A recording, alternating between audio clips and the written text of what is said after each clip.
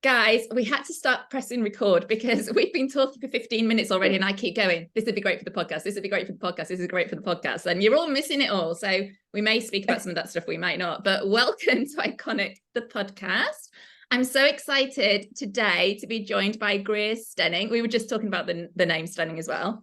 I'm going to let you introduce yourself in a minute. But what I just want to say is we found each other through Instagram like a couple of years ago. I feel like I followed you for ages, and I don't know, I reckon it was probably Amy shared one of us, and then we've followed each other, probably something like that's happened. But I'm so glad we did find each other. And I remember for ages you never used to put your face on Instagram, and I remember You've been around that long? yeah, I've been around that long. Wow. And I remember seeing you on your stories once and messaging going, it's so nice to see that the human behind the brand. Oh my God. It used just to be the pictures. They used to be the text, right? The human design post. So anyway, and then we've just been chatting we've known each other for 20 years. So it's been so nice. So I'm going to let you introduce yourself. Tell everybody who you are and what it is you do. And I'd love you to talk a little bit about, talk for as long as you want, a bit about your journey, how you got into doing this work and all the different things, the floor, the space, it's your floor, the floor is your space, what the phrase is. Oh my God, Lynda, what a trip down memory lane. Okay, I need to speak to that in a second because that was such a 5-line moment. But basically what I do now is I work with creative entrepreneurs and I help people really distill what it is that makes them unique in terms of their branding with their business. So how can we synthesize your art and your business and create something that is energetically regenerative for you as an individual? So I work with people from all different types of creative industries, definitely not just online coaches. I work with such a wide variety of people, but the thing that they all have in common is that they want to do something different in their industry and they want to bring more of themselves and their soul and their heart into their body of work. And they also really want to do it in a way that's regenerative, like I said. So that's when I bring in human design. I'm a human design embodiment mentor. And yeah, I think my business has really evolved since we first connected on Instagram. I think way back then I was just sharing my art and sharing my expression, and the business sort of really grew and evolved organically from there. And part of that journey in my own sort of relationship to business has really been that balancing act between doing what comes authentically and naturally to me and trying to layer in some intentional strategy in that to scale, to grow the business. And something that really informs the work that I do with clients now is that there is so much power in knowing the time and place to really just go off the tracks and go rogue and be I'm an Aquarius moon, you're an Aquarius moon, break some rules. And when it's time to sort of bring in some intentional strategy that can really help solve a particular problem in business or just to grow things. And what I've learned through that process is that there really are no rules. There's just certain things that may or may not work for the individual. So that's where a lot of my my own work with my clients is really focused now, zooming in on the creative channel, zooming in on the art, the body of work, and then at the very end sort of layering in some intentional strategy. The way I got into this was, again, totally by sort of accident surprise in a lot of ways. I spent 10 years being a litigator, a commercial litigator. So I worked for a national law firm. I was typical Hermione Granger, my heart is undefined. I was your yes man. If someone asked me to do something, I was just staying back, working late, opening my laptop again when I got home. I think we share this in common. We're literally the same person. When I've listened to your story, I'm we are so similar. I mean, I was doing a different industry, but yeah, open heart, doing the most. Yeah. Absolutely. And so that, no surprise, I have a Virgo stellium in the 10th house. of career, obviously. And, you know, no surprise, I ended up like legit burning out. I think burnout is a word that, you know, we all speak about a lot these days. But when I look back, I'm like, no, I was like clinically burnt out. Yeah, it was interesting. What happened was that the universe started sort of like converging on me, and my life started like converging, and all of these things were being thrown in my face. So like, girl, are you really gonna stay here? Are you really gonna keep doing this to yourself?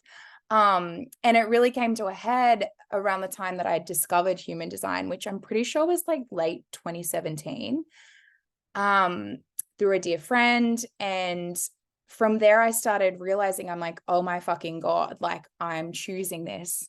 I'm choosing to do this to myself, and potentially there's got to be another way, because achieving all the goals that I set out to achieve, which I did do,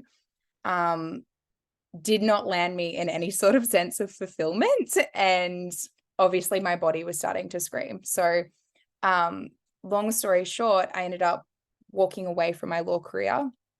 And I think, you know, like so many people in 2020, like having the spaciousness, having the luxury to get more creative, I started really writing a lot. And, you know, I've always been obsessed with human design, astrology, like so ninth house heavy. So I just started sharing the things that I was like interested in and that I loved. And it was so delicious to just talk about these things, to unpack them. And sort of by accident, I grew an Instagram community. And the reason I never showed my face is because like I just didn't have that clear intention to be building something that was going to become a business. At that point, I was sort of just sharing and doing a lot of sessions with people. And then fast forward, like my business has really developed its own bones in the last few years. And again, that's all been through the process of living my design. And I'm a 5/1 emotional Manny-Gen. So it's really like a creative process through the body and through my sacral energy. And sometimes that requires me to deviate from what you'd normally say would be like the tracks of like growing and scaling a business. But what I've learned is that when I follow my body and I truly honor my strategy and authority, that what I create is always way more dope than what I could have created any other way. And that the results then become so much more easeful. And it's like this shortcut that I can't see that ultimately lands me right where I need to be. So that was like a big spiel, but I love that. Yeah, the body's the shortcut. The body's the shortcut. It's so, you know, you just said that then, and it was interesting because I've got an open G, right? So my identity changes a lot, and I've become really cool with that. And I think something that really worked with me in my corporate career was the opportunities. Like as I grew, like I basically took on more responsibility, more and more and more and more and more, till the end I was like a marketing director for, which encompasses like really huge brand in the UK. So it was like TV advertising, celebrity partnerships, social media, PR, in-store design, blah, blah, blah, right? The list goes on. I was looking after it all, but then they gave me another brand. So I was looking after two brands. I never really count the second brand because it was really small. And in my head, I'm like, it was a small brand, but actually, you know, it was a second brand. But then they gave me another, like the really big business to take over because they'd seen what I'd done with the first one. And so I was like managing like 50 team members split across 3 locations. I had 15 agencies working like creative advertising, research, all the different things, right?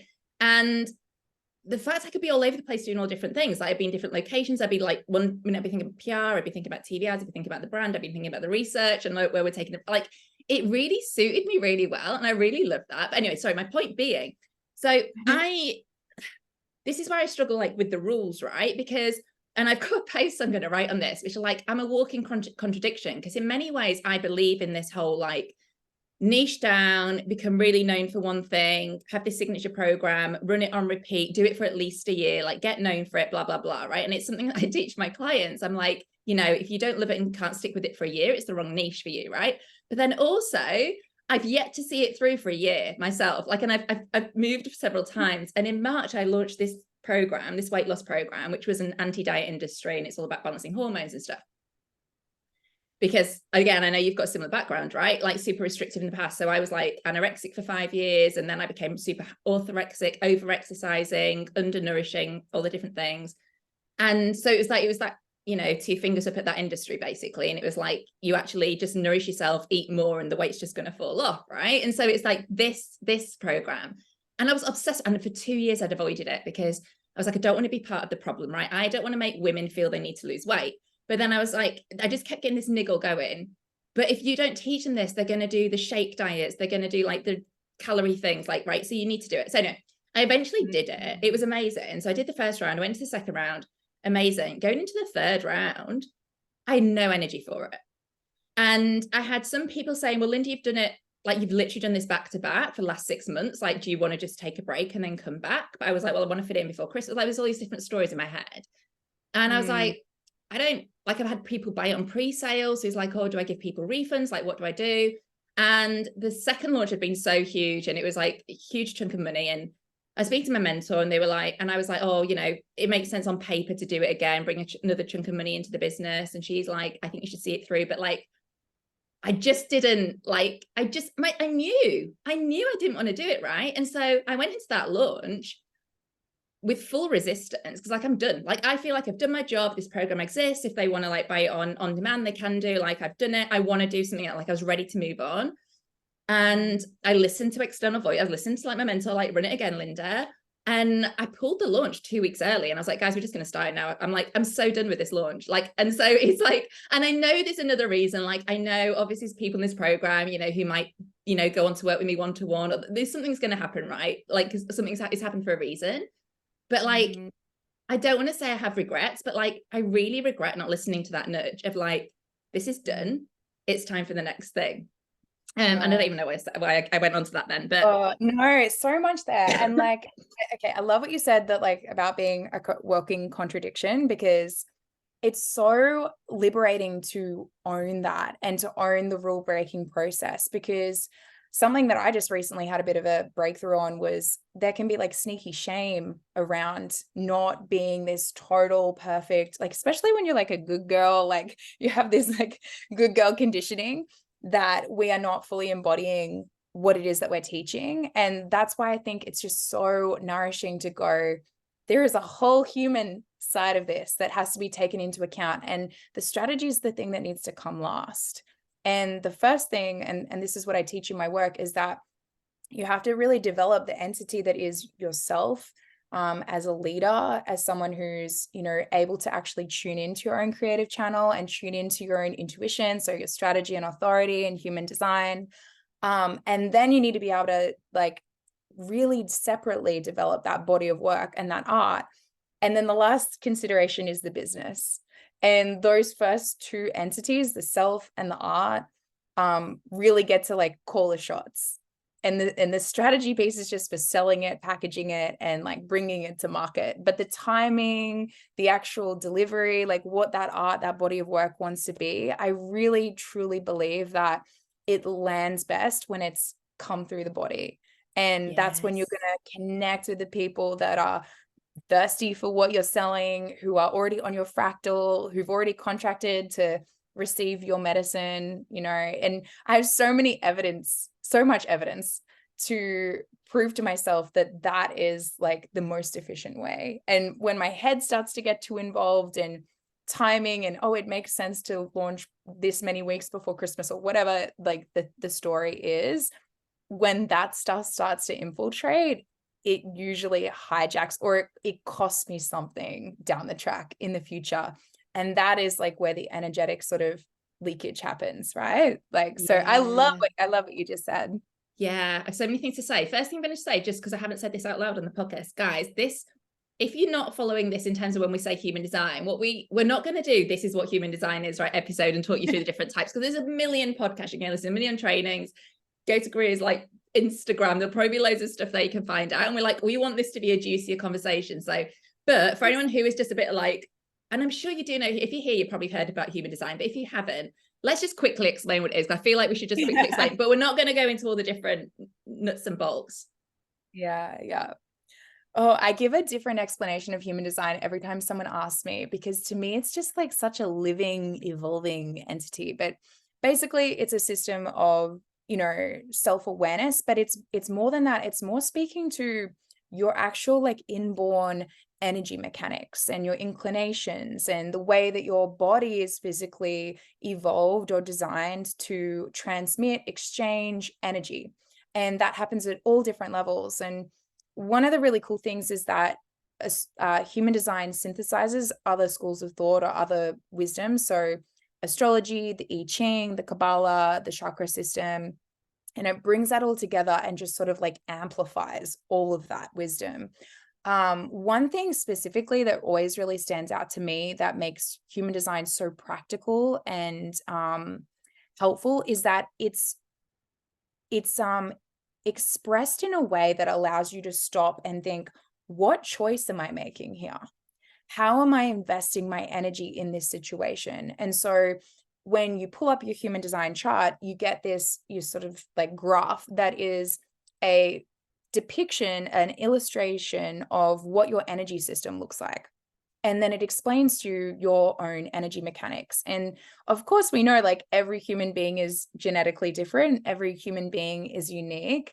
And so the way that your energy works at the level of your DNA is different to someone else.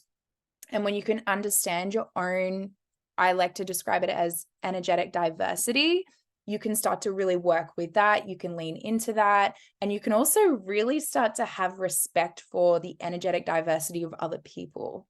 And when you do that, like that's a thing we probably don't talk about enough in human design, but when you do that, you really totally revolutionize your relationships and what you receive from the ecosystem of people around you. And like, you know, it's not a coincidence we found each other, right? Because we're on the same fractal, obviously. Like we're speaking the same language. Our souls have probably journeyed before.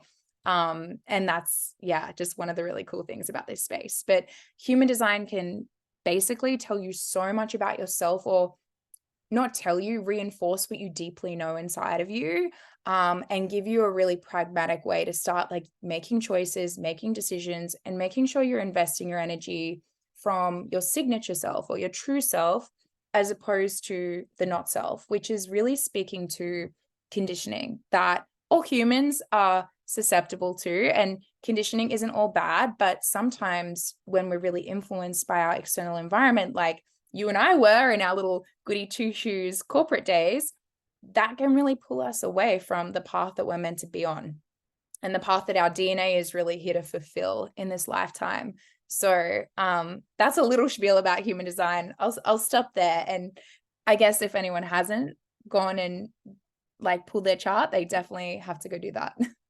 Yeah, definitely. It's astrology and human design have been so transformational for me. I discovered astrology first, and I was talking about this the other day. I don't know what I was talking about, but I was like saying, you know, social media gets a bad rap, right? And it's like, you know, the comparisonitis and all these different things. For me, it's only ever been the biggest homecoming, like the best thing that ever happened to me, like a full body goosebumps. It's like I went from always being like Aquarian moon, right? Always felt like I never fitted in, like never felt like I fitted in at home, never felt like I fit in at school, like I was never like bullied, never struggled to have friends, like always had, you know, all the friends, all the different things, but never like really feeling like close and seen and understood by anybody. Always felt like my brother was the favorite at home, like all those different things that then turned me into this good girl, the workaholic, because that's like, oh, I'll get dad's love when I do well at school. So I became like the one that got the high grades, the first class degree, all the different things, right? Not following my Leo North Node at all, but all the different things. But yeah, and then when I was really late to Instagram, right? So late. I'm like such a late adopter. I'm like the last person to get any kind of technology. And so I got on Instagram probably like, I want to say 2017. And then it was just like this unrolling. I don't even know how it happened. I think it was when I was saying to you before, like studying nutrition, then I went back and studied it again, and I'd gone down this more holistic naturopathic kind of route. So I started to follow a lot of different, in fact, people in Australia, like a lot of people in Australia. There was like, I don't know if you know, like Emily Banks, who was like Depths of Beauty at the time, and she was talking about natural beauty. So she got me into natural beauty, and then like or maybe it was, no, do you know what it was? It was Melissa Ambrosini. Melissa Ambrosini's Master Your Mean Girl book. I will shout about that book from the rooftops, because like, I don't think I follow her anymore, but that book was transformational for me, because I realized how hard I was being on myself. And there was this whole thing is like, I was constantly doing stuff out of fear. Like I won't be loved if I don't do this, and all these different things. So that transformed me. So I think I followed her, then she was friends with her. Anyway, it's this whole thing. And I ended up down the astrology route, which was like, in my head, astrology was just this sort of thing that, you know, you laughed at because it was just something in the newspaper. It's like your son, and this is what happened for you this week. I didn't really understand the complexity or anything. And it was from the astrology that went down to human design. And I've worked with my own mentor. Like I worked with incredible astrologer who's been on this podcast before, Aisha from Oath Oracle. I worked with her for 6 months, like really understanding myself. Like I want to know more about me. What should I be doing in this world, right? And get to know myself. And then I've worked with Amy and her projector mastermind, and like it's been incredible for me to like get to know myself. But I was just going to say, because you were talking about like getting to know yourself, like we were talking about this off camera, so I'm just going to bring this in here now because it fits in really nicely. Something that has been so interesting for me, we were talking about how different like these themes come down through families, and I was saying about how like I've got like 2 children and a husband, all male, 2 generators, 1 manifesting generator. I'm a projector. It's a lot, but I've got, I mean, my eldest and my husband are so similar. Like they're both 1-3 generators with their suns in Capricorn. I mean, those, yeah, they're a lot. But yeah, like my eldest is a Sagittarius rising. My youngest is a Sagittarius sun, and my husband is a Sagittarius moon. So I've got like all that. And then I've got all that ninth house energy, which is kind of a little bit Sagittarius-y, even though mine's in Taurus. But just bringing back to my family, I was shocked to discover that my dad and my brother are both projectors as well. So my mum's a Mani Gen. My dad, my brother, and me are all projectors. And the 3 of us are the most out of alignment projectors. Well, obviously not me anymore, but in the world. Like we are the ones that work the longest, work the hardest, like do the most and all the different things. And it's just, I mean, I wish my dad could have this lifetime again and discover that he was a projector and like how to use his energy better. But I mean, it's not even a conversation I'm having. But then we were also saying like, there is like, I don't know my dad's exact time of birth, and I've played with the chart across the whole day, and he's like definitely a projector, but I'm like, there's no way he's not a Virgo rising, and I'm a Virgo rising. I'm like, there is no way. He's just Virgo rising through and through, like not self Virgo all the way through. And it's like, and obviously I've taken a lot of those tendencies on growing up, like the not self Virgo, you know, the critical, blah, blah, blah. And then, sorry, my last thing I was going to say as well, because you were saying about my husband, my ex-partners have always been Cancers, right? Always Cancer sun. And when I got with my partner, I was like just blown away. I'm like, I'm with a Capricorn. Like, what would I do with a Capricorn? Because obviously this is before I knew about astrology, right? So I'm like, what would I do with a Capricorn? Anyway, it's like, whatever, I'm with a Capricorn. And then when I discovered it, he's a Cancer rising. And I'm like, oh, this makes sense. Of course, he's obsessed with the home. Like, you know, it's all the different things. I'm like, of course. So, yeah, I mean, we're obviously attracted as people to certain energies, right? Absolutely. But yeah, let's talk about this like family dynamics, because we were having fun off camera. Yeah, I mean, so something interesting, we're both Aquarius moons and both of our partners are Sag moons. So I feel like there's like a certain like a beautiful like independence that we both have there, which is really interesting. And like my nephew was just born on Monday, so he's like 3 days old. And as soon as I got to the hospital, I was like, George is like, his birth time. My sister, she's like, here's his birth time, please pull his chart. And of course he has an Aquarius moon like his auntie, so I was a little bit more than like stoked about that. And then he's a Libran rising like my mom, and we were going through charts, and like I've obviously got the whole family, and you can just see that genetic continuity and certain placements that have been inherited and like shared. We have a lot of like Leo and Aquarius in my family, like generally speaking. And yeah, it's just absolutely fascinating. It's something that, it's so weird. This is the second time this conversation has come up for me this week, but it's like, I wish more astrologers spoke about that, and how, you know, maybe you could lean into that understanding more in family dynamics. When you said your dad was, you know, a projector, and you can really sense like now with the benefit of like all of this awareness, how he has been in his not self and how that's conditioned you and your family. I had a really similar and profound sort of awakening moment with my mom, who is a manifestor. So finding out she was a manifestor was the most profound kind of inner child healing that I could have ever received.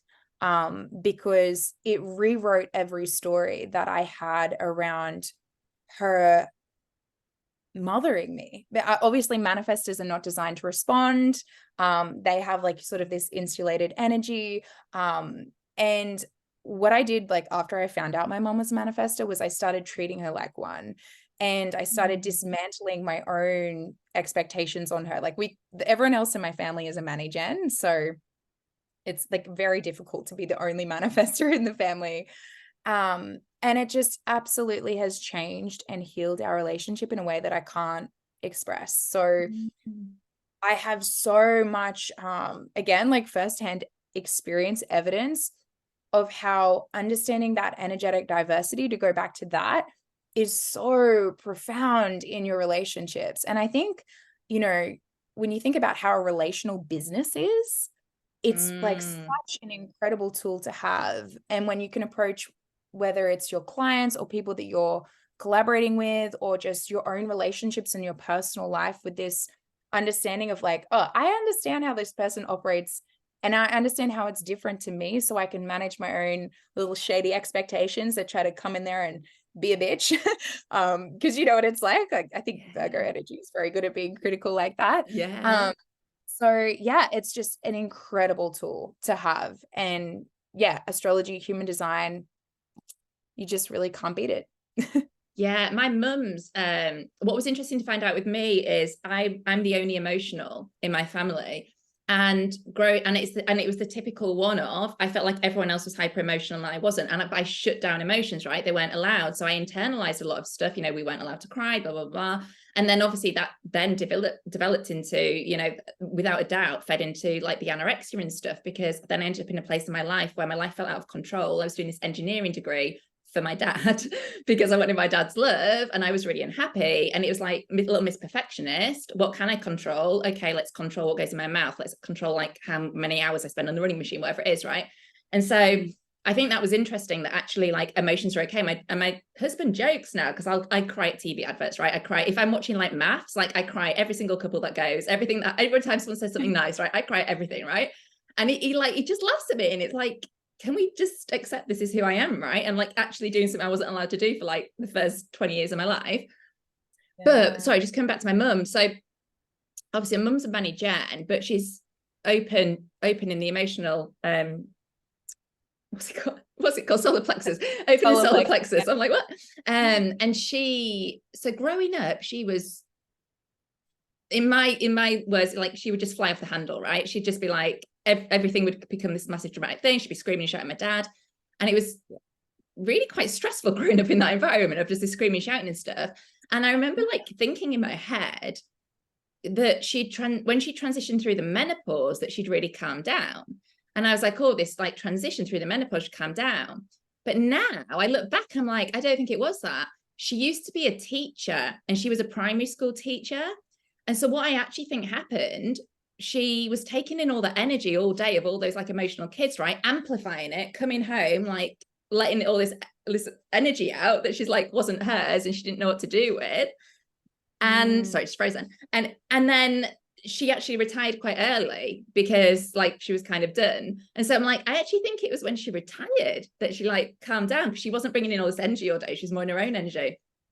Yeah, that's my opinion. Absolutely could have been.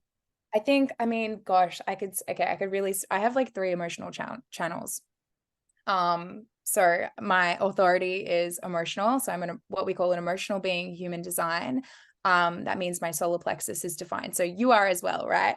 And that, just having that awareness for myself and how that dictates my decisions, my energy management, has been, you know, again, like more profound than any healing I did. I should say that like long before I even discovered human design, I was very much so like on a like spiritual healing journey. I think I was in primary school when I picked up my first book by the Dalai Lama, and I realized that there was a way of learning things outside of myself that would set me free.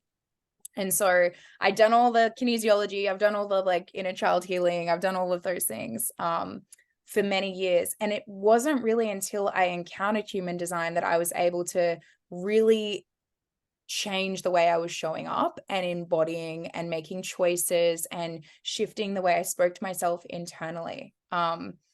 So I'd love to know like what your experience is of being a emotional being as well. Because I know for me that just being able to understand where my emotional energy is creating stories, because what they say for us emotional beings is that there's no truth in the now, right? So we can feel a whole lot of shit, like we can feel a lot of things, but are we allowing those things to become stories? And starting to regain a bit of control over that for myself, like to use the word control, but healthy control in terms of starting to decommission the stories within myself where they're starting to get out of hand, because obviously that's just a huge waste of energy, has really been so helpful, and definitely like, you know, in my art and in my business and in my personal life as well. But being an emotional being, right? I think the thing that fascinates me about the emotional is how all the channels are so different. And Brayton did a post on this yesterday, actually. It's quite timely that I'm talking about this. Like every channel is different, right? And so the experience is always different. So I have two coming from the root up to the solar plexus. So it's like the 1949, and I always forget the other one. But like the way that they actually work, and then obviously there's the one in the middle, which is like the deep, like the channel of emoting, right? And so one of my dear friends has a channel of emoting, and her experience with her emotional wave is so different to my experience. Like her lows are so much lower and so much deeper, where I have one, I mean, and I generally still learning this bit, right? Because I'm still struggling with like understanding it. But there's one, that the ratchety one that like builds and builds and builds and builds and builds and then crashes. And then I've got my other one going on, which like is doing something else, right? So it's like, sometimes I'm just like, what's going on here? But the biggest learning for me with the emotional is, well, the place I feel like it's had the biggest difference is my relationship with my husband, because I am the person. So in previous relationships, because I wasn't allowed to have emotions, right, I would just hold stuff in and not say anything. And then I would fly off the handle like 2 years later about something that had happened like 2 years ago. Do you know what I mean? It'd be like, I'd be breaking up with him and telling him everything. And I remember there was one guy, I mean, he was a lovely guy, but he was like, I remember like throwing all this stuff at him at the end. And he was like, why have you never mentioned this? Like, why am I hearing about this now? And it's like, yeah, because I was like holding it in. But like with my husband now, like he'll say stuff and I'll get that immediate kind of like body heat, like internal little bit of anger and stuff. But I'm like, there is no truth in the now, right? So I can't respond now. He's also emotional. He's a generator. I can't remember what channel he's got. We share one channel, but he's emotional as well. But he gets really frustrated with the way I deal with it, because he wants to resolve it in that second. He's like, he wants to have that conversation, and it's like he doesn't do human design, so he's like, I need to ride my wave, right? I need the space. And I've tried to explain to him, so he gets frustrated in that moment, obviously generator, not self. But even though he doesn't really get it, it's still a benefit that I wait before saying something. Like I just need that 24 hours. I'm just like, I just need that time to think before I respond, because otherwise if I respond in that moment, I'm going to scream and shout at you.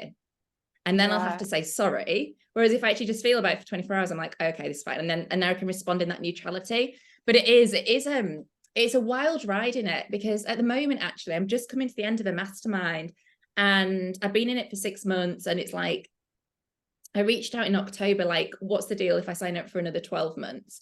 And I got that information, and it's kind of like, I get to that neutrality, and then a couple of days later, I'm like in a high or a low again. And I'm like, hang on, I need to wait for that neutrality again. Like, I still don't know. Do you know what I mean? It's like, I decide, I'm like, yeah, okay, there's neutrality. I'm ready to go. And then it's like, oh, hang on, now there's neutrality. I don't think I want to go. And it's like, oh my God, this is just a wild roller coaster. But like knowing it is helpful.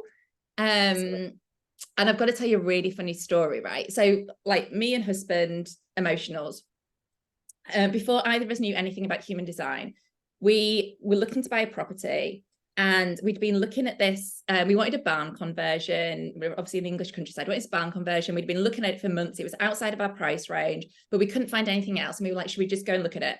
We eventually looked at it, and so disappointed. Like, it's like the photos were nothing like what it was, right? So we were like, oh, both of us were like, we do not want to live here, right? But I'd kept looking at this beautiful country cottage, right? And I'd kept looking. I said, well, while we're out about driving, should we go and look at that place that I like? So we eventually found the property that I'd been looking at. Hilarious story, because we didn't know the area. It actually was literally around the corner from the other place, but we went this really long route because sat nav sent us on this really long route. So anyway, we found our home, dream home. We both fell in love with it. Like, oh my God, we love this home, right? So then we're like, you don't need all the details. So we ended up putting an offer on it. And then we got gazumped by this like millionaire, whatever guy, right? So he comes in, like offers 50 grand more than us and blah, blah, blah. And we're like, we lost it. And this was in July 2013, I think. July 2013. And we were like brokenhearted, right? And so we're like, both of us like never found anything else. We then spent from July 2013 till November looking at properties online, never finding anything we wanted to go and see. Like never, there was never anything like even good enough to go and see, right? So like another 5 months, and then randomly it came back on the market. And Chris straight away rang and he's like, is it back on the market? And like, no, they're completing today, like blah, blah, blah. Anyway, it turns out the guy had pulled out on the day he was supposed to complete. So all the furniture was gone. She was supposed to go, like everything had gone. So we'd gone and looked in the summer, beautiful, you know, English country garden, all the different things. And we were like, can we go and see it again? You know, winter, no furniture here. The garden's just like brown because like there's no like summer flowers. We were like, let's just see it. It's better than it's worst. And we both looked and we're like, I didn't know what he was thinking. He didn't know what I was thinking. And we walked out and we're like, I still want it, right? And I always joke that was the universe making us ride our emotional wave and be like, are you really sure? Because this is a big commitment. And we were like, yes, we were forced to like ride that wave for like 5 months. And then we were like, yeah, we got it in the end. So that's my fun emotional wave story. Okay, Lynda, you brought up so many good points. Okay, so with the first thing you said, actually, I'll just start with that story. Like the thing that I've learned the most about being an emotional authority is that it's so much to do with timing, and it's to do with timing in a way that is absolutely like got nothing to do with the brain or the thought process. So especially like, I think having definition to the root, having a defined root, there is so much there where it's like our body will not crystallize its knowing until the universe has converged all of the pieces in our timeline for that to be like the moment it lands. And I truly trust that. And there's so many like times where I have changed my mind about a decision, and the actual changing my mind has been lining me up with the timing that I really needed to be in. And so if you notice like your emotional wave, like say for instance, with this mastermind, and you're deciding whether or not to re-sign, and you're like, it's a yes, it's a no, it's a yes, just keep waiting. Like just keep waiting. And you'll probably find that at the 11th hour, you know, being a defined root person, like we work really well at the 11th hour, that there'll be the last piece of information that lands. And that will be the thing that allows you to move ahead with this clarity and to, you know, really honor wherever that wave has taken you. So it is a literal trip. Like the wave will take you to the information, to the data, to the experiences that you need to have in order to make the most aligned decision. And just, you know, in the way that human design teaches this, and the way that human design helps people have an understanding of how this would physically feel like in the body, it's unparalleled, really. Like there's no other system that really gets us to that point of self-understanding, and that gives us permission to sort of bypass that logic and the conditioning of like making a choice that makes sense.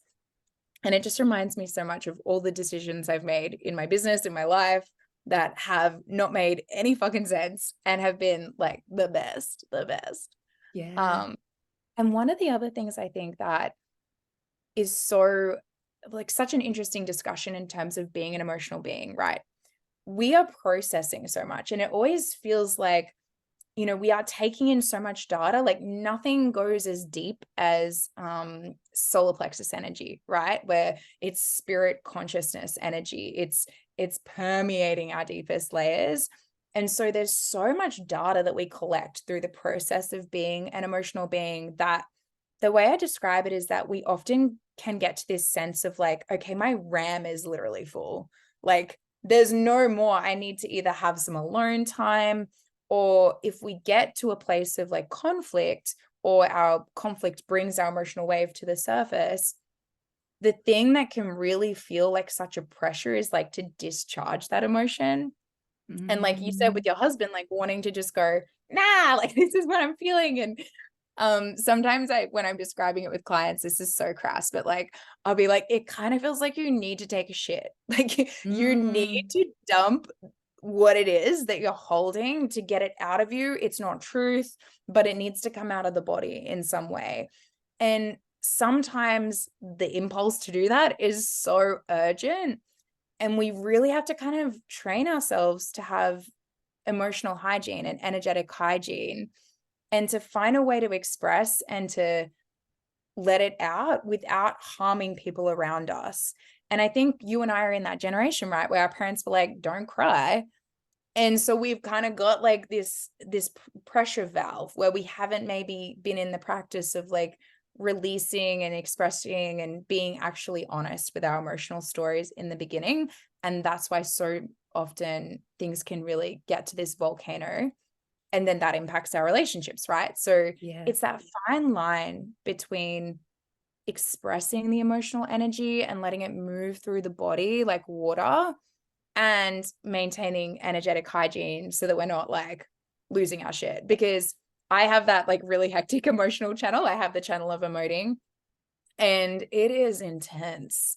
And something I know truly is that it's intense to be on the receiving end of. And I really have had to learn that and try to do a lot of intentional work there in order to have successful relationships, right? So otherwise I'm going to burn every bridge, and it's not sustainable.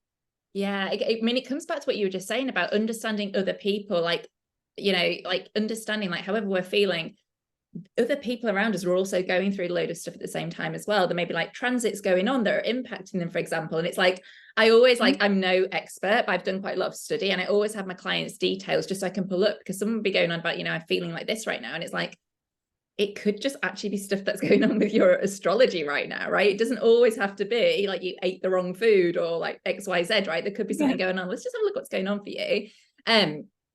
You just said something. What did I just put right down here? Feeling into the body. I was literally just thinking about talking to you about feeling into the body, and you literally said those words. And I was like, oh my God, the divine timing. I don't know how you got on with this, but like for me, when you were just talking about it, it's like as an Aquarian moon, like spending a lot of time like in the brain and thinking and all the different things. And then obviously like I have that defined head to Ajna as well. So I have that stuff going on, like getting into the body has been, and like feeling into the body. I've probably told this story a million times on here, but I remember I was working with a coach. Again, it was before I was really into the human design side. And he just kept telling me I needed to like get out of my head and feel into my body, and get out of my head and feel into my body. And we were talking about it. We had a whole session. He kept saying it. I got to the end of the session. He was like, all right, clear on your homework. And I was like, can you just explain what you mean by feel into the body? And I was like, because it's just not in my life. Like I've never done it. Like I've been so analytical. I've like, the logical decision with everything, right? And it's just like, what makes sense? What's the data saying? All the different things. And so this journey of actually starting to like feel into the body, and obviously I'm a breathwork facilitator now, and it's just such a huge part of what I do with my clients, and it's like physically getting them into the body, right? And it's like, and I kind of like joke, like you come to me because you actually want like nutrition, but I'm going to end up making you do breath work every week, because I honestly just like, it's such a small part of it, right? If you don't change the behaviors that you are exhibiting. So for me, my massive theme that's come through has been this, again, looking back, I'd already started the work on this. I didn't realize it until, and it was just so affirming when I saw my astrology and human design, but the completely open heart without a single gate. And then those 5 planets in Taurus, again, lots of energy, the sun, the Mercury, the Mars, the Venus, but Chiron. So Chiron there as well. So it's like, that wounded healer. So this, and obviously Taurus having like the self-worth there, right? So it's like, I'm here to like really shine a light, like make people feel worthy, all the different things, and people want to pay me for it and everything. But it's like, I've had massive wounding I've had to overcome to then help people feel worthy, right? And so that's been like the whole burnout, the perfectionist, like the poor boundaries, like the yes person. Like I'm quite good with boundaries in terms of, I've always been pretty good boundaries in a quite a selfish way of like, no, I want to sit in my office and study today. Like I've always been that kind of study learner, but it's like when I started my business, and you talked about burnout, I want to come back to this as well. When I started my business, burnt out in corporate, burnt myself straight out in the first 4 months of business because I had no boundaries. It was like, oh, these people are paying me. I'm going to have to like give them everything and more, because otherwise they might not want to work with me. And then I'm never going to have any other clients. So it's like, you know, being available 24/7 on WhatsApp. It was like every 60-minute call going on to an hour and 45 minutes. Like, just my boundaries absolutely horrendous, you know, coaching in group programs that aren't supposed to include like one-to-one coaching, like the whole things. And it's been such a journey and so many lessons there. And I don't know how I got onto this, but anyway, yeah, so getting into the body, right? And so this journey kind of started with hypnobirthing and like pregnancy, and then hypnobirthing. And I didn't go from hypnobirthing to becoming a breath worker. It was after the second birth. So that journey with pregnancy was obviously so healing for me as an ex-anorexic, ex-orthorexic, like just allowing myself to like put on 20 kilos and just like love and just care about the child and not like my physical appearance and stuff, right? And then I learned to hypnobirth. And then what was wonderful is I finished work at 34 weeks, because in my head I was like, obviously they could come 38 weeks, whatever, and I just want to have some time to myself, and I just want to focus on hypnobirthing, because I was like so going to do this home birth and it was going to be amazing. I was going to breathe them out, and I was like, I just want to practice and all this, like, good Virgo, I'm going to do it right. Yeah. So I finished at 34 weeks, and then like the universe had a little joke with us, and he came at 42 weeks and a day. So I had 8 weeks of just chilling out, doing my pregnancy yoga every day, doing my hypnobirthing every day. It was just the most incredible time of my life. And everyone was like, I bet you can't wait to get him out. And I'm like, no, I'm loving life. Like, he can stay in as long as he wants. Like, this is the best time of my life. So that was probably my first experience getting in the body, of like starting to like connect to my body, you know, and obviously you've physically got someone kicking you, right? So you're feeling it. Yeah. But then like after the second one, and like I remember being so excited when I found out I was pregnant, because of being able to hypnobirth and do like pregnancy yoga again. There's just something so magical about that too.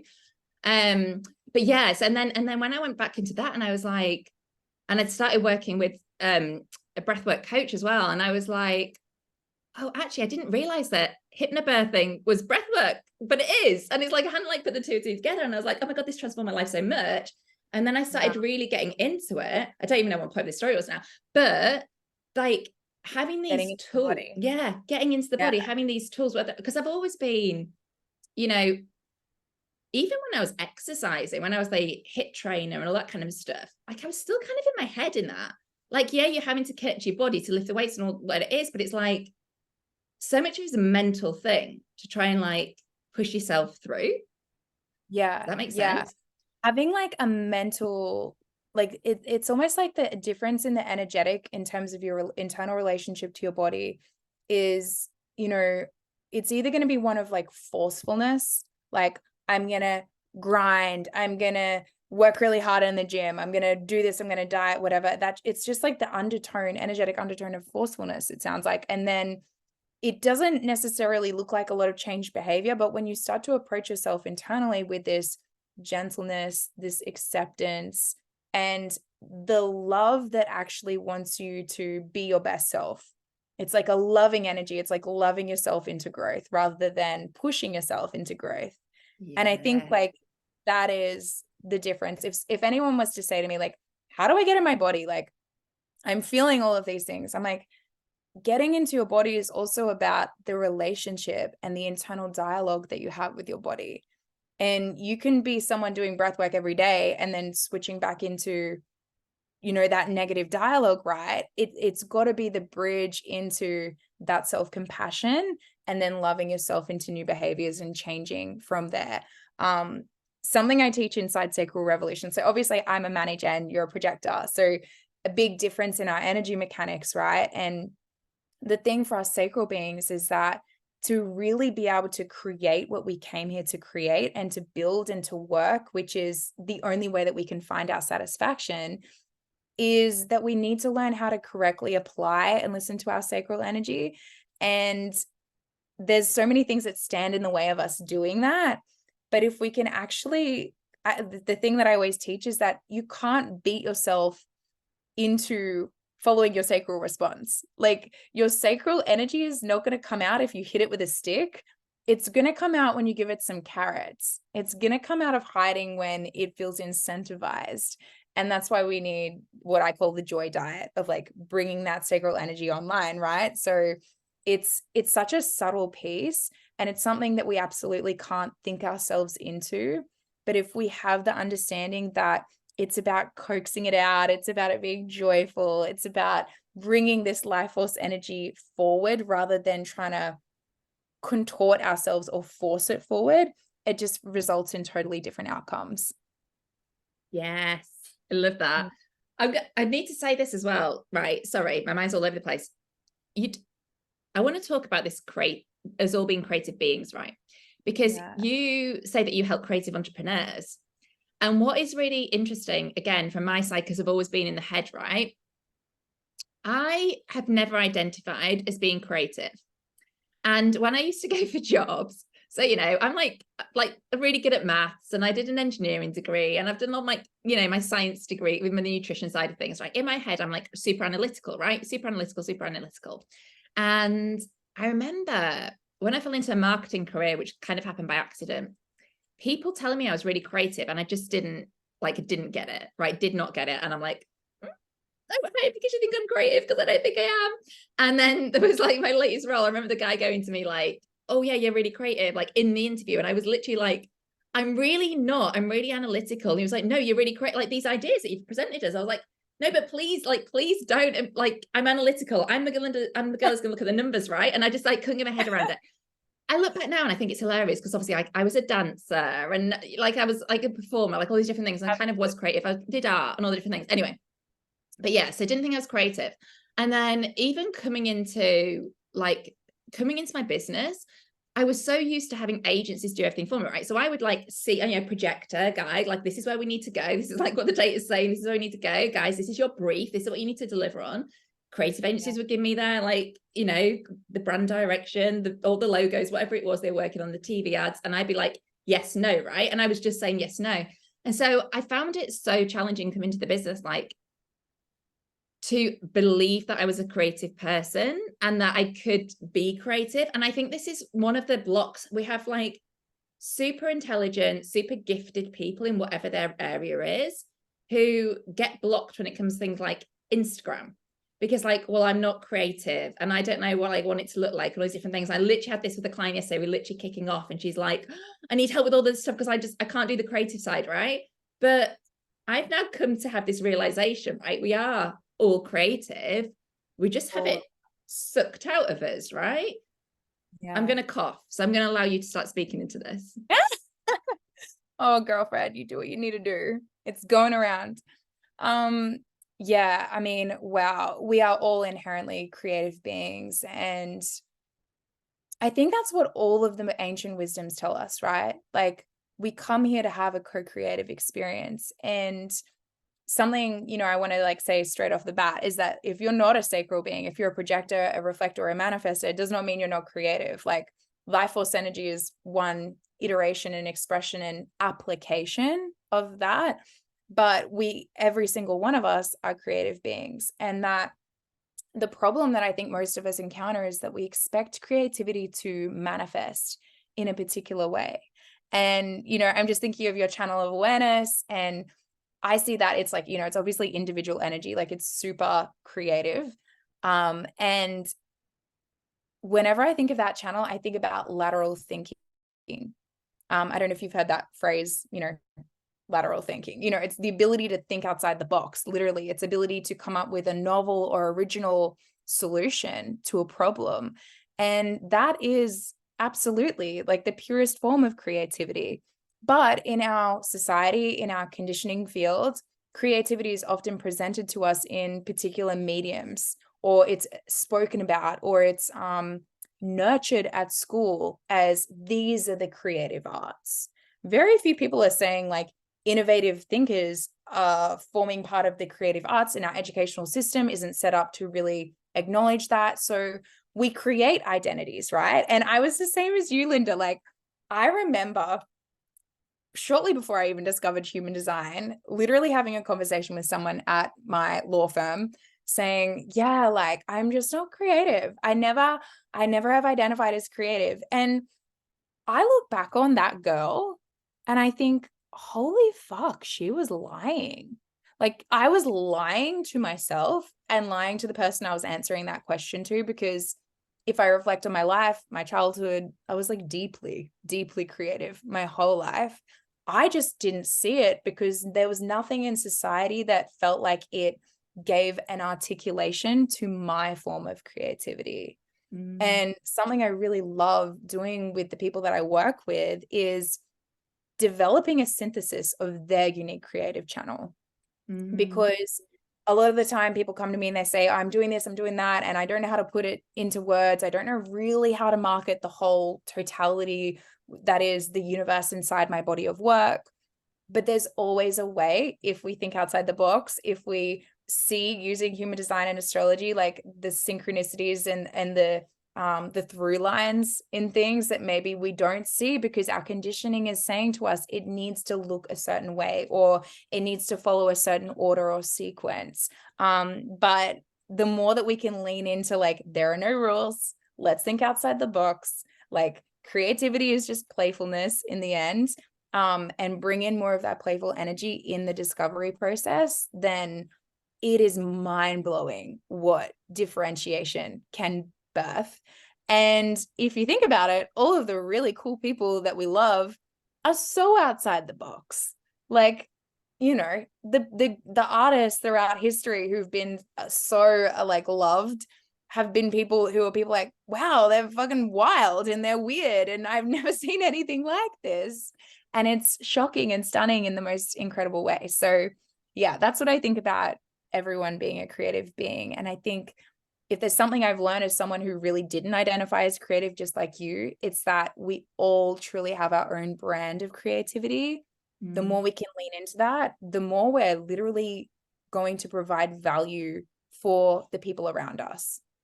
Yeah, and just tied to that, this is something that really gets my back up. I've got everyone that looks at my chart always says I've got good BS detector, and I really think I have. And I always have like 75 different posts in my head that I want to post that are like BS detector posts. But then I like, there might be people close to me that I'm like, oh, I don't want them to see it because I've just seen this. But it's like the amount of just like copying in the industry right now.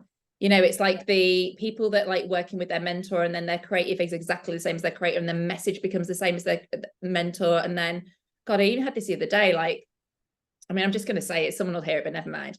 My mentor decided to do something, right? So she was like, we had this call and she was like, guys, I'm going to do something radical. I'm going to raise my prices on Black Friday. I'm going to raise my prices on Black Friday. It feels like the right time. So everyone else is doing this, like, slash say, I'm going to raise my prices. Cool, great, right? 2 people went on to then announce on their stories that they're raising their prices. But what annoyed me the most about this, I couldn't care less whether they raise a price or not. They didn't like tag their mentor to say, my mentor's doing this, so then I'm going to do this. Like, they positioned it like, I'm going to do this thing, I'm raising my, like, literally using the same words, we're raising the bar, raising the floor, we're going high. But it's like, but you're just copying what your mentor's done. Like, these aren't your ideas, you're just implementing someone else's ideas, right? And then you see the frustration in people of like, why things not happening as fast as they should. Like, I want it to go at this rate, I want this to happen, it's not happening. It's like, because you're just copying something that someone else is doing and you're losing your own identity. And then you start to see them like going on IG lives and like being the person that the mentor is, thinking that, oh, if I impersonate their body language and the phrases that I use and all these different things, I'm like, maybe I'm being harsh, maybe they're open G's and and it's part of the thing, right? Because I'm obviously a bit susceptible to that. Like, I very much merge into who I'm working with, like, to an extent.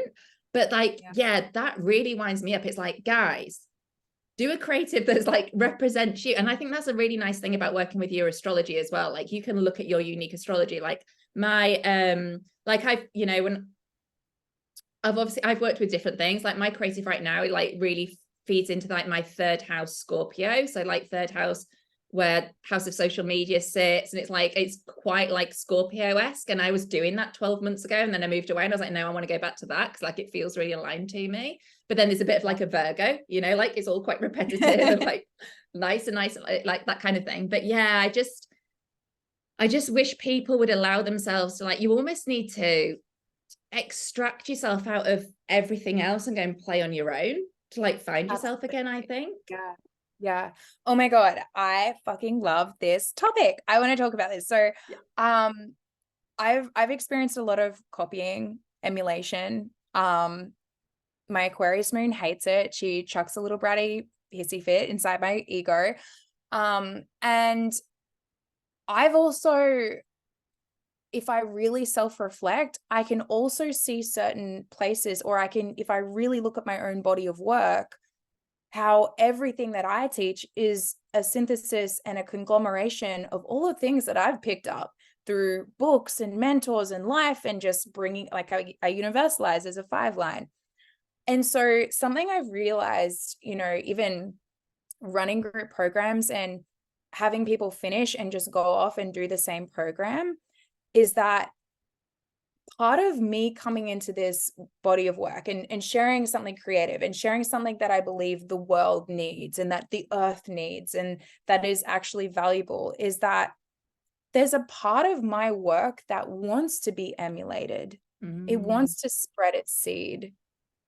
It's Genghis Khan. It's like came here to like raise the vibration of the earth in a better way than Genghis Khan did. But it wants to seed. It wants to spread. And when I tune into that, I'm like, oh, this is not about me. It's not my ego.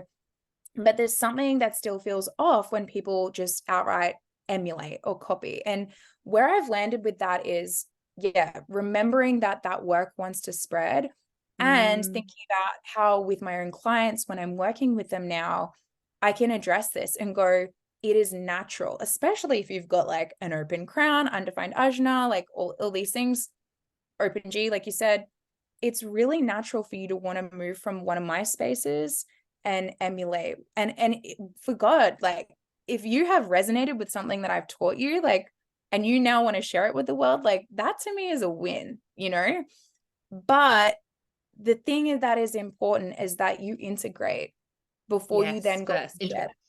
Yeah. And, if you're ever unsure, there's a few really easy things you can do. Because another thing that I also deal with clients is them saying, I've seen other people doing this and I don't want them to think I'm copying. And so they don't want to go share something, and they're keeping their own creative ideas on lockdown.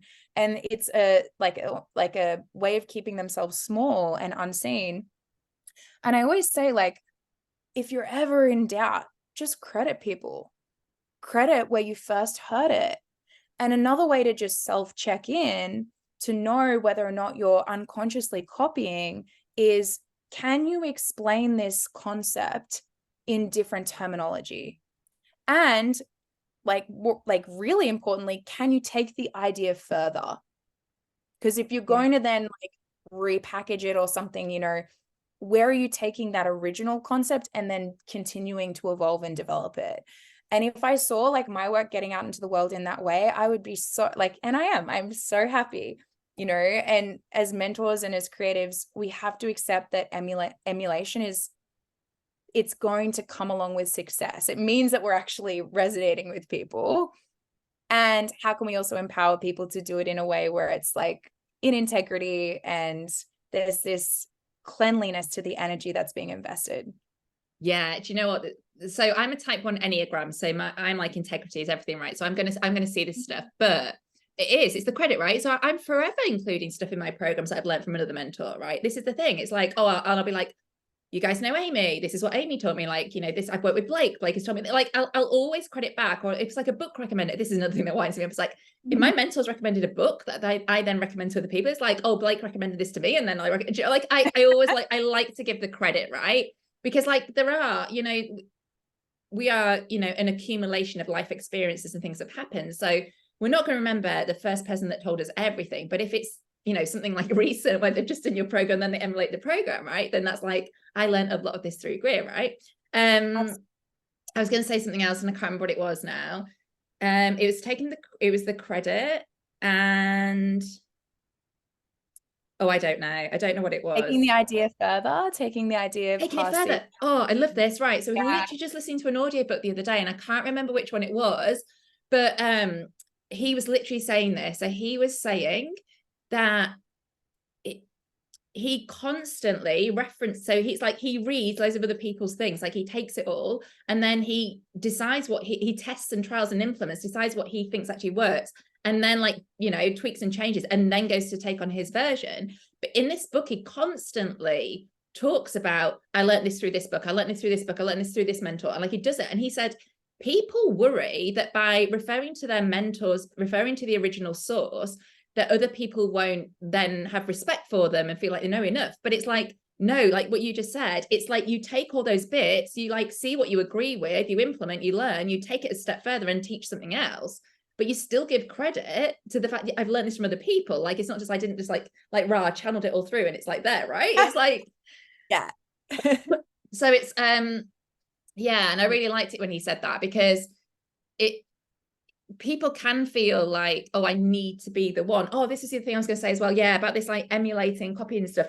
I had a client the other day, and she's relaunching like a nutrition membership, and we were talking about doing like live cook-alongs. Like one of the things like each month is like we get all the recipes in, we cook, and it was my idea, right? So I was like, you could do this, but it was like coming off what something she'd said, and then I was like, you could build and you could do this live cook, blah blah. She's like, she's like, such a good idea. I'd love to do that. But I follow this other girl and she does that, so I don't want to copy. And I'm like, and there's probably hundreds of other people that also do this that you don't follow, that you don't know doing it, right? So don't think that you're copying, right? If it's something that you really want to do and your community are going to benefit from it, then it's like, great, go and do it, right? And just like learn what works in the way she does it. So yeah, I mean, there's that whole saying, isn't there's like no unique messages, only unique messengers. And it's like everything we're teaching has been like taught somewhere else, but in a different way, right? And then we're going to start teaching it a different way, and we're all going to have a slightly different spin on it. And now like our life experience is going to feed in, you know, like, you know, version of me, what I believed when I was in my 20s, version of me is like got 2 kids, and like we're going to be different, right? And we get to evolve and change and all the things as well. Our people really need that. They need our filtration. That's what they want to invest in. And we really have to find a place where we can trust that, because if you're really in your creativity, if you're in your creative integrity, your channel is going to come through not looking exactly like what anyone else is doing. And that can then feel like, oh my God, no one else is doing this. It must be wrong. It must be a stupid idea. I have personally cock-blocked so many of my own creations in my business because I've felt like they were too fringe. They were too weird. I was like, is this really going to tick all the strategic boxes of being a need and a desire and what's the value proposition and that sort of thing? And I've deviated from my creative channel only to always have the universe like pressure cooker back to me like, bitch, you know what works, like go back to your creative integrity, like stop trying to figure this out mentally. So I think we all need that reminder, right? Because it's going to ask us to be courageous, to bring things forward that are original, and to maintain that creative integrity throughout the process, whether it is that we're bringing in pieces that we've picked up from other people, or we're bringing something that's totally, you know, at least packaged and presented in a way that's totally original. It can be scary. Yeah, let's talk about that connected creative channel. I've literally just looked at the time and I'm like, okay, I won't keep you too long. But let's talk about creative channel then. Like, so people, in your opinions, because again, you might say, well, this depends on what your authority is, or I don't know what your answer is going to be. So I'll just ask it, like, how can people connect to their creative channel? Or how can they bring out their own creativity if they're blocked creatively? Like, I find that when I'm working with clients, it's not so much that they're like blocked creatively. It's just that the not self, usually the mind or emotional narratives that are living in the body. And a lot of the time, like, just remember, like, emotional narratives are historical as well. So there's like imprints from the past, that they're really things that are like in the way, right? It's not that the creativity doesn't exist. The creativity is innate. The channel is innate. It's in your DNA. It's in your body. You literally incarnated it the precise second that you incarnated with the cosmic, you know, DNA blueprint that you have, so that you can channel what it is that you're here to channel.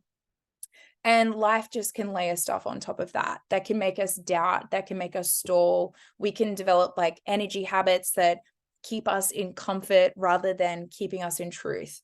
And so if I was working with someone one-to-one, we'd start to look at what are the conditioning imprints and how are they manifesting in life. And we can really zoom in and get there really quickly when we look at the human design and astrology charts, because there's certain questions that I can then ask. And usually it's, you know, within like several questions that we get to the pressure point, and then we can start to unravel and look at what's standing in the way of the creative channel that is already existing within.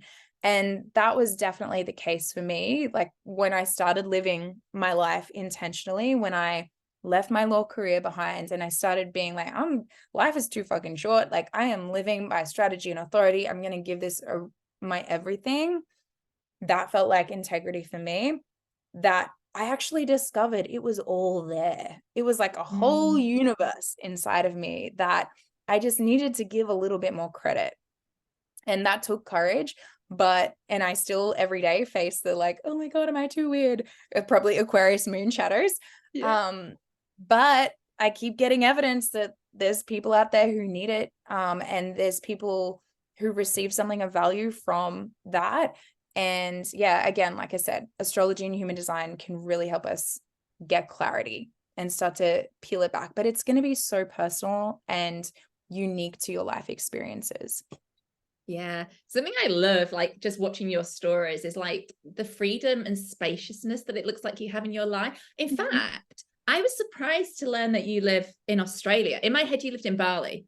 I was like, I don't know why I think that, but I don't know. But like, yeah, I don't know. Like I always thought you like by a waterfall in Bali. I don't know where I've seen you when I've decided you're in Bali. But yeah, how does your day look as like a creative entrepreneur? So I only work with clients Tuesdays to Thursdays. Mondays and Fridays are obviously just getting into the body. But something I teach and something I'm really, really big on, because it's so crucial to keeping my sacral energy healthy, is this concept of body vitality and what I call the joy diet. So I always play before I work. And in the past, it was like, oh, I had to earn my play. I had to earn my moments. And that energy just distorted my whole body. It distorted my relationship to everything that I was doing. So I prioritize like the mornings for play, for creativity. I write every morning first thing. That's really important. And if I don't do it, man, I notice, especially having a completely open crown. So play before work is really important to me. And then what I found, just being an emotional being, is that the more spaciousness that I claim, the more of my timeline that I claim, the more efficient I am. So as a manager, once I get really clear, I'm like, I can just pump out work like you wouldn't believe. Like I can just make it happen so fast. And that has felt very wrong and very naughty and very, forbidden in my body as I've gone through a deconditioning process. But again, like the more we give ourselves new evidence, the more we can repattern the habit that exists and the safety level that exists in the body. So that's just a few ways that I like to keep my creative life force healthy. And I've noticed that working with that and my solar plexus as an emotional being, that you can, and I hate this phrase because in coaching, but collapse time, like I know they say that about like managers and whatever, but it really is, like I said in the very beginning, it's that shortcut that does not look like a shortcut. And in fact, looks like sloth life sometimes, or it looks like creative white space or whatever. But that's the avenue to potency. That's the avenue to truth. And that is a commodity that in business is priceless. Once you land on that creative, like, then you can nurture it, develop it as a sacral being. I'm there to like stick with it, nourish it into fruition, and then bring in some strategy, bring it to market, sell it, whatever you got to do. But that's kind of my process. And having a lot of really firm boundaries and giving myself as much space as I can for the play and the creativity first has really paid off and allowed me to break so many rules in the business space. that's like something that's like been such a journey with me, and something that's been really great for kids is like the hard worker, the like the studier, the the multiple degree person, like getting into that playfulness, right? Leo North Node, like it's something that I've been so shut off from. And you know, even like growing up, like I was a dancer, but it was like, you know, ballet, which is very like restrictive, and like, Yeah. you know, it's not like just doing a bit of street dance and going wild. Yeah. So Yeah. so yeah, like yeah, having kids is brilliant for me to actually get into that fun side. And like, I want to be the fun mum as well. Like, I don't want to be like the serious mum. Like, I'm a little bit like, you know, we've got boundaries and stuff, but like, just, I want my kids to like remember growing up as like, I was at like every single school event. Like, we did fun stuff every weekend and all that kind of stuff. Like, yeah, not being the absent parent. When you say you write in the morning, is it like your morning pages sort of thing, or is it content creation? It has no intention. I really feel like when I wake up first thing in the morning and I start writing, like another voice within me comes through, and it's like a voice that's so much wiser than me. It's like the voice that's not detached to my human bullshit. And I'm like, I read back what I wrote and I'm like, damn, like, or like, you know, other days, like, you know, it's not always like that, but other days it is emotional clearing, like just getting it out, like just, okay, why do I feel shit? Let's get all the stories out of my body and start, you know, reconciling that so they don't try and pop their heads up later in the day and sabotage something. So it's a bit of that. But for my creative writing, yeah, it really just feels like I don't overthink it. I just start writing. I need motivation. So often I'm tuning into like, what do I need right now? And it seems to come through as like a universalized voice in my like 5-line Yeah. expression. So yeah, that's how it looks. I think, yeah, I was about to say, I think I'm need, but like I said to you, I don't know my exact time. You So I are, take all you of that. are. Yeah, I sort of take it all with a pinch of salt. But like when you say it, I'm like, yeah, actually, do you know what? That really resonated with me, what you were just saying then. No, do you remember I asked that because, yeah, because like, have you been through the artist's way? Have you? No, I haven't. I have Okay. never done that. Everyone talks about it and they're like, Greer, how are you not? And I'm like, Yeah, it's like you feel like you're an embodiment of it. Yeah, it's amazing. I love the artist way. But you just made me think, do you know what? I need to go back through that because I used to do my morning pages, and you're right, like that. Mornings are so hard with like as a mum, like it's just because you're trying to get them ready for school and get them off, and you've lost that moment. And I co-sleep as well, so it's not even like I can creep out of bed and do the whole like 5 a.m. on my own thing, because if I creep out of bed he wakes. So it's just, but I know it's also a moment in time and it's my choice, right? I could stick him in his bed if I wanted it to and all different things, and it's not going to be forever. But yeah, like I was just like, oh my god, yeah, I need to get back into morning pages because you're so right, I haven't done it for so long. If I get into it, I will credit you and I will say, Greer reminded me of this. Okay, I have had you for so long and I'm conscious of that. Is there anything you would love to speak into before we wrap up? Oh, Lynda, all of the things. I just love all the different directions you go. Like as a Gen myself, like it's so fun for me. It's so fun. I think almost every conversation we've had, I could have gone on and on and on. Nothing really feels alive right now, except that, you know, when you mentioned about being a mum right now and how that plays into like your decisions and, you know, what days look like, I just think for all of us, there's so much medicine in accepting the season, because the seasons shift so much faster than we realize. Like when we're in Yeah, it, we're like, man, this is like, we only see this reality and it becomes all yeah, consuming, and we just forget so easily how fleeting life is. yeah, And I really try to give myself a good dose of that medicine every day and remind myself like, fuck, like you don't know if you are here next week, Greer. Like that only God only knows. And I when I was a solicitor, I was dealing with a lot of personal injury claims. I had a lot of exposure to everything changing in an instant for someone's life. And death is just, it's an inevitability. You know, we don't know how long we have. Why not fucking enjoy it? Like, why not slow down a little bit? Why not play with your kids? Why not get a little bit beastie and messy and like spend less time looking in the mirror or whatever it is that we're doing that's fun? Or, you know, the courageous things that, you know, the clients that we work with are doing, you know, in devotion to their creative desires and motivations. Like just be courageous and put it out there and take life a little bit less seriously and take yourself a little less seriously, because it's so precious. Yeah, I 100% agree. And you know what? This just brought me back to the burnout thing, which I was going to talk about at the start. And I'm like, I'm wrapping up, I can help it. But like you were talking about, like, you were like burning out, you're getting all these little nudges. But it's something I'm convinced that people don't realize they're burnt out until like the after event. You kind of said this, and it was like, yeah, it so resonates to me, because when I was in that like burnout stage, I had every single symptom screaming at me. I had, you know, the hormonal acne, the night sweats, like the anxiety, the depression, all the different things, right? And my tipping point when I had my wake up call was when I started getting memory loss. And so it was like short-term memory loss. It was like, probably told the story before, in the same week, I got a parking fine because I went to the ticket machine to go and get a parking ticket that you then had to leave in the window of your car. I just took it and walked off, didn't put it in my car. And then a few days later, I'd been to London, I'd come back, and I was in a multi-story car park where you pay at the machine afterwards. And I got back to my car and I was like, where's my ticket? Where's my ticket? I'm looking around, where's my ticket? And then I'm like, where's my card?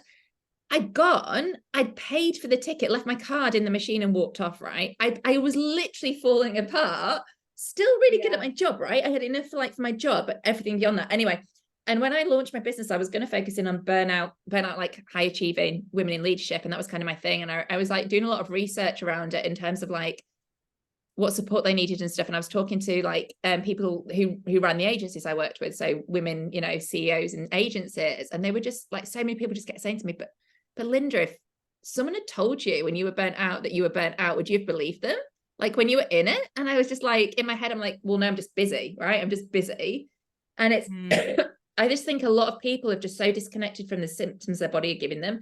And I'll be honest, like I feel quite burnt out right now. Like I'm in that kind of season of like, I said to my husband the other day, I feel like I just take 4 weeks off work. Like I just feel like I could just cancel everything and take 4 weeks off, because maybe do that. Yeah, and maybe I do need to do it, because like I say, you know, Yeah. it's like I've been co-sleeping for a really long time, and and it's like, even though I've got a lot of spaciousness in my days, I also have, you know, when you're working with clients one-to-one, there's a lot of emotion as well. And so you almost need even more spaciousness to like decompress and take care of yourself afterwards, when you're kind of working from a healing capacity as well. And it was interesting, actually. I mean, this is just final little thing. I was, somebody was saying the other day that they literally have their diary like back to back to back to back to back to fit in as many clients as they can. And I'm just like, how do you do it?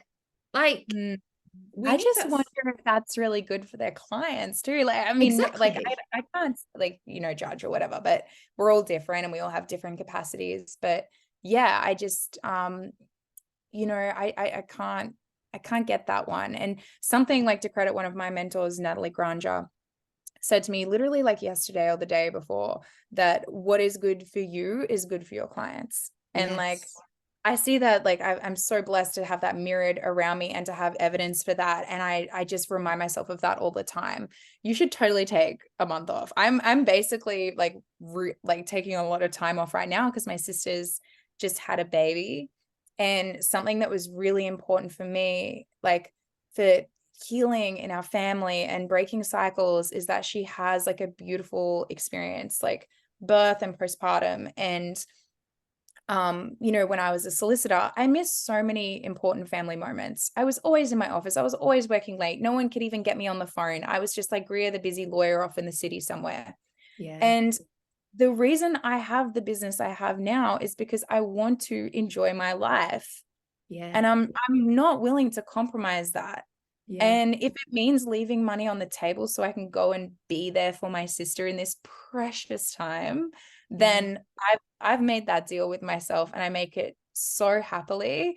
And I know that the more I keep nourishing like what is important in my value system, the more that then enriches who I am, and then it enriches my creative channel, and then it enriches my work and my clients' work and their experiences and their results. And this cascade of like the healthy ecosystem is what I'm really trying to build. And I always think about like places in nature that are thriving. They have all the resources, all the animals come, everyone's like, it's bountiful, everyone's getting fed, like it's great. And that's like the energetic environment I want in my life and in my business. And sometimes that means, you know, doing things that don't make sense, but it always is with that higher value system in place. And it helps. It helps when you know that and you can hold yourself to that integrity, I think. That is the perfect way to wrap up. I'm so glad we just went on a little bit longer because that was so beautiful. Yes. Tell everyone how they can work with you, what you've going on right now, in the future, all the things, how they can find you, connect with you, all the different things. So one-to-one is like my chart ruler's in Cancer in the 7th house as well. So I love my one-to-one work. Always an option. And I'm launching season 2 of my Elixir Mastermind shortly. So that's going to kick off in the new year. And that'll be a place for creative entrepreneurs to really get into the maturity of their entities, which I describe as self, art, and business, and how to bring them into a synergistic relationship with each other. So it's sort of a mastermind with the added content and resources and guidance, but it's always on the focus of, you know, you as an individual, as a differentiated being, energy management, leadership, and then how you can, through that body, through that creative channel, develop a body of work, your art, your unique art, and then bring that into your business. So moving through those 3 spheres. So yeah, in the coming weeks, I'll be launching that and then kicking off in January. And right now I'm just enjoying my little newborn nephew, like as much as I possibly can. Our little Aquarian moon. Yes, Scorpio sun and Libra rising, like I said. So we're just all smitten, and yeah, it really reminds you what life is really about, right? Yeah, 100%, 100%. Oh, you've been such a gift. Thank you so much for this conversation. Stay online. I'm going to end the recording, but we'll keep chatting. Guys, please let us know what you think of the episode. Give us a share, give us a tag. Let us know your greatest takeaway. I hope you've loved this, and I'm so grateful to you, Greer. And we'll see you back here really soon. Bye.